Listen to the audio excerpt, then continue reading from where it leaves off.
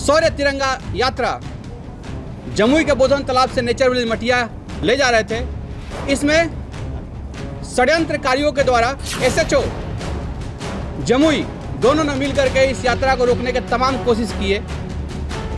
उसके बाद भी यात्रा को हम लोग सफल बनाए कि अगर हम लोग भारत माता की जय भारत में नहीं बोलेंगे तो क्या पाकिस्तान में बोलेंगे।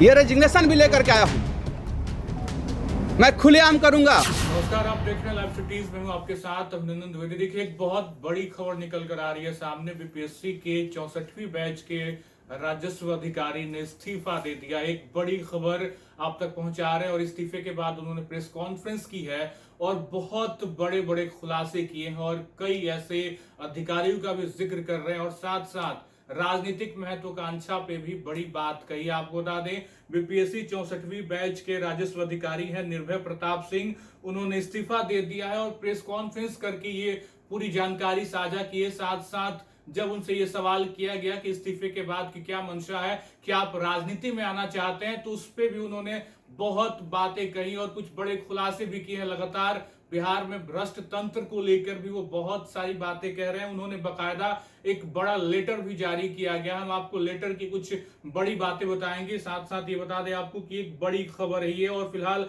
आपको बता दें, उन्होंने ये लेटर में लिखा है कि वर्तमान में मैं जमुई जिले में सामाजिक और आर्थिक विकास के लिए कार्य करना चाहता हूं ताकि जरूरतमंद परिवार और महिलाओं का आर्थिक और सामाजिक उत्थान किया जा सके।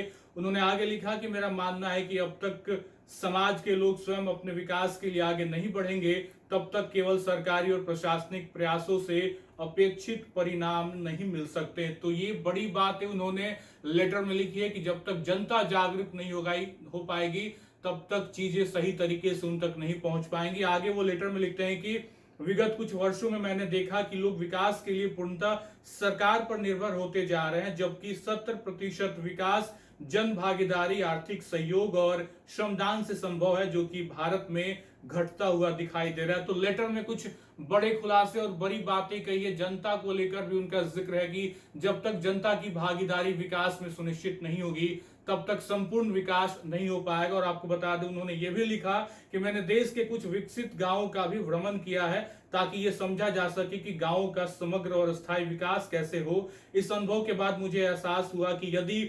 2047 तक विकसित भारत का सपना साकार करना है तो नागरिकों को सामाजिक विकास की प्रक्रिया में सक्रिय भागीदारी निभानी होगी, उन्हें प्रेरित करना होगा और जन भागीदारी के महत्व को समझना होगा। तो कुछ बड़ी बातें लेटर में लिखी गई हैं। लेटर भी हम आपको लगातार दिखा रहे हैं और एक लंबा बड़ा प्रेस कॉन्फ्रेंस है वो भी आपको सुनाएंगे कि कैसे बहुत गरज रहे पूरे तंत्र पे, पूरे सिस्टम पे, साथ साथ बिहार विकास के रास्ते पर कैसे जाएगा और विकास के रास्ते में कौन से लोग ऐसे हैं जो बाधा उत्पन्न कर रहे हैं और किस तरीके से अधिकारियों के काम में जो सरकारी तंत्र है या कह ले राजनीतिक तंत्र वो बाधा उत्पन्न करती है। और इस्तीफे के पीछे की कहानी क्या और इस्तीफे के बाद आगे वो क्या कुछ किस तरीके से करने वाले हैं, पूरी प्रेस कॉन्फ्रेंस हम आपको सुना रहे हैं। सुनिए क्या कुछ कह रहे हैं। चल जाएगा, मैं ही बता दूंगा, लेकिन आप खुद जानते हैं कि पदाधिकारी को लाया जाता है कई बार जा करके ट्रांसफर करा करके कि हमारे लिए बहुत सुटेबल है, लेकिन सुटेबल का मतलब ये नहीं होता है कि आप अनैतिक और राष्ट्र के खिलाफ काम करें। अच्छा, ऐसा सिस्टम के ऊपर आप सवाल उठा रहे हैं, क्या इस सिस्टम के बदलाव के लिए ये राजनीति में पक्का है ना कि निर्भय जी आएंगे जनता के? देखिए, मैं सिस्टम पर सवाल सुनिए, सिस्टम पर सवाल नहीं उठा रहा हूँ। जो देश के सुनिए, जो देश के यशस्वी प्रधानमंत्री जी हैं या नीतीश कुमार जी का सरकार है, इसमें प्रशासन की बहुत बड़ी ताकत रही है और अहम रोल रहा है विकास करने में। लेकिन कुछ ऐसे पदाधिकारी तो हम भी हैं, सिस्टम पर क्या सवाल उठाएंगे। मैंने बोला नहीं सिस्टम के बारे में, बोला कि कुछ पदाधिकारी जिसमें एसडीएम और एसएचओ की ऐसी विकृत मानसिकता है। मुझे तो लगता है कि सरकार को ऐसे लोगों को मानसिक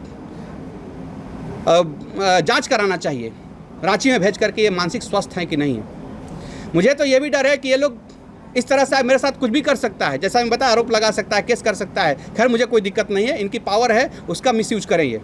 सर, आपने आज रिजाइन कर दिया, आगे क्या योजना है आपकी? आगे समाज में रहेंगे, राजनीति मन करेगा तो करेंगे, क्या दिक्कत है?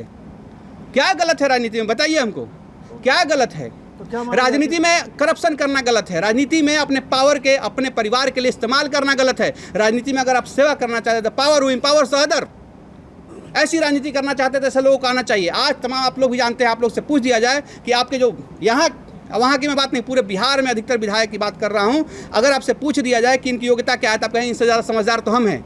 ऐसे तो नेता बने हुए हैं सब, योग्य लोग आते हैं तो क्या दिक्कत है? पूरा खुलेआम सपोर्ट होना चाहिए और जिसको भी लगता है उसको आना चाहिए। मैं भी सपोर्ट करूंगा ऐसे योग्य लोग। 2025 के रूप में आएंगे सर। ये समय का इंतजार कीजिए, समय की बात। अभी तो रिजाइन करने से पहले ये हड़कंप, रिजाइन करने के बाद क्या होगा, कई लोग तो हॉस्पिटलाइज हो सकते हैं और इसके बाद क्या होगा वो समय बताएगा। 2-4 लोग अगर भर्ती हो जाएं ऐसे लोग तो आप मान लीजिए हम ज्वाइन कर लिए। किस विधानसभा से तैयारी है आपकी? अरे मैं जमुई में काम कर रहा हूँ, ऐसा कोई राजनीति की बात ही कहाँ है? मैं आपको कहीं बोला हूँ कि मैं राजनीति में किस पार्टी से आ रहा हूँ, यहाँ आ रहा हूँ, कहीं बोला हूँ किसी को? फिर कहाँ से? राजनीति ही बहुत बड़ा चीज़ है। विधायक बनना बहुत बड़ा चीज़ है। क्या मेरी मान सम्मान आपके नज़र में कम है विधायक से या किसी व्यक्ति से? एक सभ्य नागरिक हूँ देश का, इतना क्या कम है क्या? भारत में पैदा हुआ, मुझे तो गर्व है। क्यों राजनीति बहुत बड़ा चीज़ है, करना होगा तो दिक्कत क्या है? सबसे पहले हम नागरिक हैं और एक जिम्मेदार नागरिक हैं हम। सिस्टम को बदलने में हेल्प रहेगा आपका? क्यों नहीं रहेगा? हम सिस्टम को बदल रहे हैं, झाड़ू भी लगा रहे थे, सिस्टम बदल रहा है, प्रेरित कर रहे हैं। पॉलिटिकल रूप से हो चाहे किसी रूप में आ सकता हूँ, मेरा अधिकार है। लोकतांत्रिक व्यवस्था में संविधान के अंदर मुझे अधिकार दिया गया है और लोकतंत्र में जनता मालिक है और मैं जनता बन करके अब देखता हूँ कि जो ठसक दिखा रहे हैं सब कैसे दिखाते हैं। आखिरी सवाल है सर, क्या संदेश देना चाहेंगे जो इन तरह की चीजें भ्रामक फैलाई जाती हैं? देखिए, मैं ये कहना चाहता हूँ कि देश का बहुत बड़ा इतिहास रहा है। देश ये मानव जन कल्याण की बात ऐतिहासिक रूप से किया है, प्राचीन काल से कर रहा है। जहाँ भी हुआ है हमारी सभ्यता संस्कृति लोगों को बढ़ाने के लिए है। अंतर्राष्ट्रीय जगत में नॉन अलाइनमेंट का हम लोगों ने शुरुआत किया, तमाम इस तरह की ऐसी ऐसी चीज़ें किया हम लोग। मोदी जी जिस तरह की बात करते हैं जन कल्याण, इस तरह की भावना ये देश की भावना है। मोदी जी कोई अलग, यशस्वी प्रधानमंत्री जी कोई अलग बात नहीं करते। देश का ये हमारा सभ्यता संस्कृति, इसको मजबूत करने के लिए जो कड़ी जिस रूप में हम और आप हैं उस रूप में मजबूत करना चाहिए। और स्वतंत्र रूप से आप जैसे पत्रकार बन सकते हैं, स्वतंत्र रूप से आप राजनेता बन सकते हैं, स्वतंत्र रूप से आप पदाधिकारी बन सकते हैं, कोई नहीं रोक सकता है। प्रधानमंत्री की बात लगातार आप करते हैं, क्या सर प्रधानमंत्री जी हमारे आइडियल हैं। प्रधानमंत्री जी, यशस्वी प्रधानमंत्री जी आइडियल हैं हम लोग के। लोगों ने इतना उनको देश का भरोसा कमान दिया है। क्या उनके सपनों को साकार करने वाले एकदम कर रहे हैं। हम तो प्रयास कर रहे हैं, हम गिलहरी का रोब लिखा रहे हैं, आत्मनिर्भर गांव बनाए। हमको 1.5 साल से हम नौकरी में नहीं हैं, नहीं कर रहे हैं क्या? जो भी हमारी भूमिका है, जो भी उनका उद्देश्य, क्या आप नहीं देख रहे हैं कि उसमें मैं लगा हुआ हूँ? हम लोग जब तैयारी करते थे तभी से हम लोग इस चीज़ से बहुत मोटिवेटेड हैं, उनके उद्देश्यों से बहुत मोटिवेटेड है। अच्छा सर, आप बोल रहे हैं ठसक है यहाँ के लोगों में, विकास लोगों में नहीं, यहाँ जो भी है सर, तो क्या लग रहा है कि जो विकास के रूप में कैसा देखते हैं यहाँ के क्षेत्र को? शौर्य तिरंगा यात्रा जमुई के बोधन तालाब से नेचर विलेज मटिया ले जा रहे थे। इसमें षड्यंत्रकारियों के द्वारा और उनके नेतृत्व में SDM जमुई और SHO जमुई दोनों ने मिलकर के इस यात्रा को रोकने के तमाम कोशिश किए। उसके बाद भी यात्रा को हम लोग सफल बनाए। इन लोगों का कहना है कि यात्रा में हुड़दंग हो रहा है। यात्रा के अनुसार, इनके हुड़दंगई के अनुसार हमको ये लोग ऐसा समझ रहा है कि हम एंटी नेशनल हैं। मैं ये कहना चाहता हूं कि अगर हम लोग भारत माता की जय भारत में नहीं बोलेंगे तो क्या पाकिस्तान में बोलेंगे? षड्यंत्र करने का भी अलग अलग और गंदी राजनीति करने का भी एक सीमा होता है, लेकिन इस बार इन लोगों ने सीमा को तार तार कर दिया है। इन लोगों ने ऐसा किया कि अपनी तिरंगा को नीचा दिखाने के लिए 2 ही मानसिकता हो सकती है।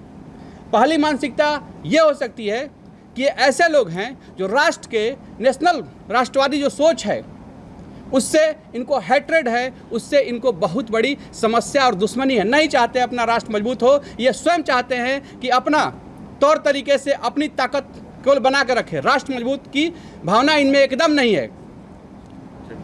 दूसरी, या तो अंतर्राष्ट्रीय जगत में कई सारे ऐसे देश और कई सारे ऐसी ऑर्गेनाइजेशन है जो भारत के राष्ट्रीय चीज़ों, राष्ट्रीय भावना के और हमारे तिरंगे के खिलाफ षड्यंत्र कर रही है। क्या ये ऐसे लोगों से ही मिले हुए हैं क्या? इसकी प्रॉपर जांच इंटेलिजेंस अधिकारी के द्वारा होनी चाहिए, इंटेलिजेंस विभाग से होनी चाहिए, क्योंकि बहुत बड़ा भारत के एक ये षड्यंत्र बढ़ता चला सकता है, हो सकता है कि बहुत बड़े लेवल पे हो। तिरंगा हम सभी का गुरूर है, स्वाभिमान है। इसके लिए ना जाने 200 साल में कितनी बलिदान और त्याग दिया गया। एक समय था जब भारत अखंड भारत था, लेकिन 1947 में भारत का सीना चीर करके 2 राष्ट्र बना करके भारत को तब जाकर के आज़ादी मिली है। उसके बाद भी कुछ लोग चाहते हैं कि हम लोग राष्ट्रीय ध्वज को सम्मान नहीं करें, राष्ट्रीय ध्वज को बुलंद नहीं करें। अरे हम तो चाहते हैं कि विश्व गुरु बन करके भारत अलग अलग फील्ड में, क्रिकेट के दुनिया में, स्वास्थ्य के दुनिया में, आपका आर्थिक रूप से, सामाजिक रूप से, शैक्षिक सबसे मजबूत हो और विश्व गुरु बने, जहां पर देश, तमाम दुनिया के देश, छोटे बड़े सभी सहज और सुरक्षित महसूस करें। जैसे भारत का प्राचीन काल हुआ करता था, भारत को सोने की चिड़िया कहा गया, लेकिन दुर्भाग्य से विदेशी आक्रमण ने तमाम प्रयास करके भारत को नीचा किया। अब भारत फिर से लड़खड़ाते हुए जब उठ करके अपना किसी से कम नहीं है, तो ये लोग ऐसा चाहते हैं। क्या जमुई आज 1990 का लाल चौक हो गया है कि जहां हम तिरंगा नहीं फहरा सकते? क्या यहाँ इमरजेंसी हो गई है कि हम शौर्य तिरंगा यात्रा लेकर के नहीं निकल सकते? हमारा जितना भी पोस्टर होर्डिंग था, आप देख रहे होंगे, स्वतंत्रता दिवस का अभिनंदन और स्वागत करने के लिए सभी फड़वा दिए गए हैं, सबका लगा हुआ है। क्या नियम कानून अगर तोड़ा है तो हम पे आप फाइन कर सकते हैं, केस कर सकते हैं, लेकिन सबका नहीं फटा, हमारा क्यों फटता है? जहां पर मेरा तिरंगा के लिए अभिनंदन लोगों को लिखा गया था, आज वहां फिर लगा हुआ है, इससे पहले भी लगा हुआ था, लेकिन हमारा क्यों फटा गया? क्या इनको आज़ादी के महोत्सव मनाने से इतना समस्या है? एसडीएम साहब का लैंग्वेज है कि आप राजनीति कर रहे हैं। इस देश के यशस्वी प्रधानमंत्री सबसे बड़े राजनेता हैं, उनके आदर्शों पर हम लोग चल रहे हैं। राजनीति करना क्या गलत है? तो सबसे पहले सारा धारा उनको ऊपर लगा देनी चाहिए। ये लोकतांत्रिक व्यवस्था के अंदर नहीं चलना चाहते हैं। ये बोलते हैं व्यापार कर रहे हैं। महिलाओं को जो बीड़ी बनाती थी उनको रोजगार देना अगर व्यापार है तो इसमें क्या गलत है? अब मैं व्यापार एक पब्लिक ट्रस्ट है जिसका पैसा मुझे नहीं है, लगभग कितने घर से मैं पैसा लगा चुका हूं। अब मैं आज ये रेजिग्नेशन भी लेकर के आया हूं। मैं खुलेआम करूंगा। यहां के थाना प्रभारी का लैंग्वेज क्या है कि आवेदन देने से हो जाएगा रे। जब हम इनसे सीनियर हैं पद में, एक अंचल अधिकारी गस्टेड अधिकारी होता है, कोई थाना प्रभारी गस्टेड नहीं होता है, उसके बाद इनकी ये भाषा है कि आवेदन देने से क्या होगा रे, अरे तरह की भाषा बोलते हैं। तो आप समझ सकते हैं कि आम जनता के साथ क्या हो सकता है। आज से मैं ये त्याग पत्र देता हूं और अपने विभाग को धन्यवाद ज्ञापन देता हूं कि आपने मुझे मौका दिया और विभाग को सेवा किया। मैं इसके माध्यम से जनता की सेवा किया, आपने मुझे पद प्रतिष्ठा दिया, इसके लिए बहुत बहुत धन्यवाद। लेकिन मैं आम जीवन जी करके इनके स्ट्रगल, जो आम जनता का जीवन का स्ट्रगल है, इस चीज़ को देखना चाहता हूं, ये कैसे ट्रीट करते हैं ये समझना चाहता हूं। कह सकता हूं कि बिना अपने सिपाही और ड्राइवर का अगर महाराजगंज के चौक पर 5 मिनट खड़े हो जाएं, जो कि भारत के लोग हैं, लोकतंत्र है, वहाँ के लोग अच्छे हैं, उनके बीच नहीं खड़े हो सकते, इनकी पसीना उतर जाएगी। इतना अनकंफर्टेबल ऑफिसर हैं ये। मैं 10 बजे रात में, आप सब कवर भी किए हैं, आप जानते भी हैं, देखे भी हैं, पिछला 2-2.5 साल से 10 बजे रात में भी मैं जमुई के अन्य ब्लॉक, कई गांव में मैं रहता हूं, घूमता हूं वहां पर, उसके बाद मैं लौटता हूं, 6 बजे सुबह पहुंचता हूं। ये विदेशी फरमान चला रहे हैं हम पे। ऐसे लोगों को जो षड्यंत्र करता है और ऐसे पदाधिकारी को, हमको नहीं लगता समाज में कोई जगह है। इसको, ऐसे लोगों को तो पाकिस्तान में भेज देना चाहिए, क्योंकि भारत का वहाँ शोभा यात्रा निकालने पर प्रतिबंध है और वहां पर ये आसानी से रोक सकते हैं। तो पूरा प्रेस कॉन्फ्रेंस आपने सुना। बीपीएससी 64वीं के अधिकारी हैं और राजस्व अधिकारी निर्भय प्रताप सिंह, उन्होंने इस्तीफा दे दिया। 64वीं बैच बीपीएससी से इन्होंने क्वालिफाई करके और राजस्व अधिकारी के पद पे काम कर रहे थे, लेकिन इस्तीफे की खबर जो है, बड़ी खबर निकलकर सामने आई है। किस तरीके से जन भागीदारी के रूप में बिहार का विकास होगा और साथ साथ कौन कौन से ऐसे लोग हैं जो बिहार के विकास में बाधा उत्पन्न कर रहे हैं, राजनीतिक महत्वाकांक्षा क्या है उनकी, और राजनीति में अच्छे लोगों को आना चाहिए, ये बात भी वो कह रहे हैं। साथ साथ उन्होंने ये भी कहा कि आप अपने क्षेत्र के तमाम विधायकों से पूछ लीजिए उनकी शिक्षा क्या है, शैक्षणिक योग्यता क्या है, जवाब आपको मिल जाएगा। तो कुल मिलाकर नेताओं की शिक्षा पर सवाल इसलिए भी है क्योंकि जब तक आदमी शिक्षित नहीं बन पाएगा, सामाजिक जन कल्याण की चीजों को समझ नहीं पाएगा, उसकी बुनियाद को नहीं समझ पाएगा। ये बात निकलकर सामने आ रही है और लगातार प्रेस कॉन्फ्रेंस में उन्होंने बहुत अच्छे तरीके से चीजों को रखा है और फिलहाल आगे की क्या कुछ खबर होगी ये तो आने वाला वक्त बताएगा कि कैसे इस्तीफे की बाद की कहानी क्या कुछ बनती है। फिलहाल इस वीडियो में इतना ही। आप बन रहे हैं लाइव सिटीज के साथ। बहुत बहुत शुक्रिया।